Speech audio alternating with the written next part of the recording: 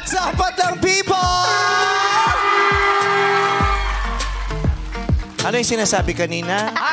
Eto na sila. O, tumabi kayo kasi Teka. nag-miss nyo yung isa't isa. Kina-question mo yung pagpasok na maaga hapon. Bakit ka pumasok na maaga kapon? Sige Bakit nga. kala mo ba hindi namin napanood yung sinasabi mo namin alam ko, kahapon? Pinagtanggol ko nga kayo, di ba? Wow! Wow! Diyos ko. Pagtatanggol ba yung paglalaglag? Tinakbo ko siya sa labas, kinalamay ko. Sabi ko, Ma'am Charo, huwag niyong isipin yung dalawa. Sabi ko, ganun, masisipag yun pag pumapasok. Hindi niyo alam hindi niyo alam ang nangyayari off-cam. Napalood namin ng live eh. Siyempre sa live, i-joke natin. So, para masaya yung madlang people.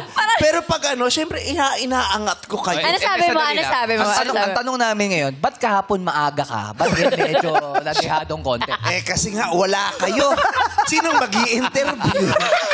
Mag-entertain. Diba? Oo. Ang usapan nga, diba?